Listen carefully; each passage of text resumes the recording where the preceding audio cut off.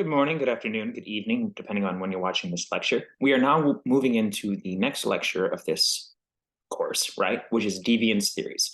Now, we have learned that there are multiple ways to define deviance, depending on the approach we use, of course. Now, we'll take a closer look and examine the various ways that we can explain deviance. And as we continue through our studies, keep in mind that the way that we define and analyze deviance is relative to the approach that we use. It's very important to think about this. We have touched on previous lectures, and it is important to reiterate to keep at the forefront of our studies, as each of these perspectives are unique and interesting to explore. Yet, for our course, we are mostly concerned with analyzing sociological factors. Now, when we do such things like this, it's important for us to understand the realities of how many times this has been done. So, biological theories, as you can see on this slide, look at crime and deviant behavior as rooted in genetic abnormalities and predispositions.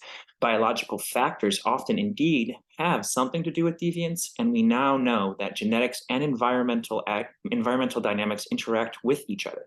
So it is important to consider environmental factors when analyzing genes when we take this into consideration. However, psychological theories tend to link personality traits to deviant behavior. Others look at the conditioning, such as social learning theory. How do we learn what to do, right? Getting rewards based on actions, etc., which suggests exposure to aggressive behaviors reinforces tendencies to become aggressive. Another psychological theory examines intelligence or IQ, with those who have lower or higher intelligence being more likely to commit crimes. Now, all of these theories, while important to scientific inquiry and considering the overall understandings of deviance, are based on individual approach. My apologies, my throat cleared. That is, the theories take perspectives that look at deviance factors that are internal to the person. Instead, for our sociological study of deviance, we take a broader approach that analyzes external factors that influence deviant behavior by considering the social conditions, structures, and the environment. And the theories we will examine fall into different major sociological perspectives. And this ties into this idea of how we understand the structure, the external factors, right? We start looking at it from the three major paradigms that you can probably think back to your intro classes on. So when we take into consideration this element, right, theories that will examine and follow different major sociological perspectives, we start seeing this. As you can see in your slide, we're talking about structural functionalism, right? So we see as structure, cultural, interactionalists. From a structural perspective or approach, we can analyze deviance and crime as rooted in the social structures, not the individual, so the system that surrounds it. Those who have less structural access to opportunities in societies have fewer means to succeed in these socially acceptable ways. So, for instance, the system is not set up to recognize prostitution as legal occupation, in most states, that is. Those who hold a job title that do not fit into the socially acceptable career path are thus immediately considered deviant. In another example, those who are poor may not have as many life chances to obtain high-paying jobs that is highly skilled and takes time, training, and money. So they are unable to conform to the American dream, right? So look at this idea of how this plays in. Now, one of the founding fathers of sociology, Emil Durkheim, analyzed how societies with high social integration, aka lots of bonding with each other, have high conformity and less deviance. That's important to kind of look at, right? High conformity, but less deviance. Anomie is the term that refers to the sense of normlessness. I'm sure many of you can remember back to your intro classes when we discussed anomie. It's a very complicated yet powerful and interesting theory. Essentially, when people lose their sense of belonging and don't feel connected, norms then become less defined, and deviance is more likely to occur. As our beliefs become more polarized in changing society, we can sense this happening more. And according to Durkheim, more togetherness and bonding with one another would promote conformity. So as we are in that situation with COVID-19 and what we're still dealing with, right, a lot of people felt normlessness. They felt like they didn't know what to do. And thus a lot of deviance started really being very elevated. People felt unease, discombobulation, etc. So Durkheim also considered deviance and crime to be necessary. That is, it has function. So we're looking at structural functionalists, right? When someone is deviant, the rest of society is reminded of what is acceptable and unacceptable behavior. For instance, if we follow news stories of someone who has committed a crime and see the video of them in prison, attired in handcuffs going to court, we get a sense of, I don't want to be that person or in that person's place. This act reminds us to follow the rules. Now, when we think about this, it was added on later by the theorist Merton. Now, Merton covered the idea of strain theory, or how we respond to the various goals and objectives. So Robert Merton extended Durkheim's idea around anomie and social conditions. He argued in his strain theory that deviance is the outcome of social conditions where socially acceptable goals can't be obtained through legitimate means. Our culture dictates what is considered successful. An example, a goal is everyone should strive for the American dream, but access to it is only legitimately obtained by someone or some people in society. When people are excluded from being able to legitimately obtain the goal, they may choose an alternate means to get it, or they may reject the goal, or search for new goals to obtain instead. Differential options theory, or differential association theory, stems from strain theory, in that is noted that not everyone who is disadvantaged has the same opportunities to participate in illegitimate activities. So some people are stuck, unable to obtain the cultural goals in legitimate means, and they also may not be able to get them in illegitimate ways. Factors for illegitimate opportunities are such things as living in a neighborhood with lots of crime, or gangs, or drugs. But when we look at this, we start understanding a little bit more here. So to talk about what's on the slide, right, we start looking at conformity, innovation, ritualism, retreatism, and then new means, new goals, rebellion. So we have these ideas of understanding it. But when we think about society, we have to keep going into these different paradigms of how we look at the world.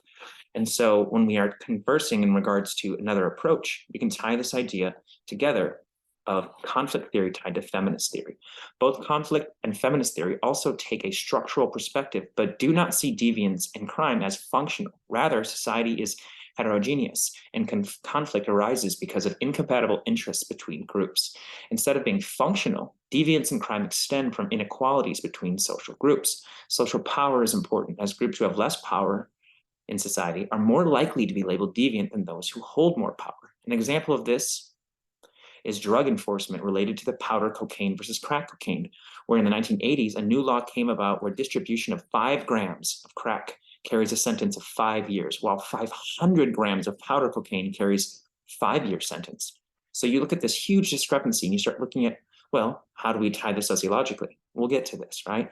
This discrepancy can be argued from a conflict perspective as the one differentiality that carries harsher penalties from the crack street drug that was most often used by minorities and the poor versus the powder version that was more commonly used by whites and people in powerful positions inside society, also normalized inside a lot of people and movies inside academia. So you start seeing that the minority majority goes into this, right? For feminist theory, the patriarchal structure is responsible for discriminating against women, and social structures are male-centered. So the focus here is on the differential status between the genders. Women are seen as systematically disadvantaged in society and subject to victimization or victimized by verbal, physical, and sexual abuse. Think about the Me Too movement and the example of women speaking out against this structure, especially as it relates to the workplace and the entertainment industry. Instead of being rooted in social structures, cultural theories look at how deviance is collective act, which carries out by a group of people. Subculture theorists explain that each group has its own norms, values, and its own subcultures, such as those in varied groups, such as the Amish, people who participate in the furries. If you don't know what that is, these are people who dress up, we talked about this prior, in costumes and engage in sexual behavior because they feel connected to the costumes and the communities, which we previously discussed. Sexually deviant subcultures such as BDSM and other types of subcultures such as militias. Subcultures have norms that incorporate mainstream culture, but other norms contradict each other, and there's conflict between the subculture and the mainstream culture, which is described through the idea of culture conflict theory, which is the subculture norms and values are at odds with mainstream culture. So the subculture is labeled deviant. So when we start looking at this idea of conflict theory, feminist theory, we start seeing this tied to what you're now seeing on the side, which is the cultural theories. Deviance is deviance as collective acts by groups of people, deviant subcultures with norms and values, cultural conflict theory, subculture and mainstream norms, lower class culture theory. You start seeing the power of this, and similar to lower culture theory, right, lower class culture theory, how people from lower classes with different value systems have a harder time fitting in with mainstream culture's values and are more likely to deviate. Interactionalist theories on this approach are a big deal of this, right? So we tie to this idea, pulling in interactionalist, micro, right, conflict, macro, structural functionalism, mezzo, so in the middle. Interactionalist micro theories approach explanations of deviance at the micro level, small scale interactions, as opposed to looking at the social structure of culture at large. Drift theory is explained by Mezzo as those who move into deviant subcultures do so gradually by process or drift. People don't just jump into deviance, rather they will often, by a process, straddle the legitimate world and the world of deviance, right? Which creates more nuances than simply absolute idea of being deviant or not. Now, when we think about this idea, we have to tie to the concepts of how we look at this, right? When we think of this, Beckering's labeling theory fits into an interactionalist approach and argues that deviance is the consequence of a social process where negative characteristic becomes a part of an individual's identity. The person becomes deviant when he or she or they accept the deviant label given to them by others. So you have this situation of, it's a primary or is it secondary? This theory is rooted in the social reactions to deviance. So we start seeing this power, this element, this idea of how things play into the concepts, right? So we are the actions, we do them, and it's only deviant because someone says that we do them. Through their differential association theory, which is another amazing structural idea behind the interactionalist approach, Sutherland and Cressy argue that deviance is learned through interactions with others, a person who associates with, right? So deviant behavior is learned through a process of communication with intimate groups. The people closest to you teach you how to be deviant. A person begins delinquent behavior when he, she, or they has an excess of definitions that are favorable to a violation of a norm. These associations may vary in frequency, duration, priority, intensity.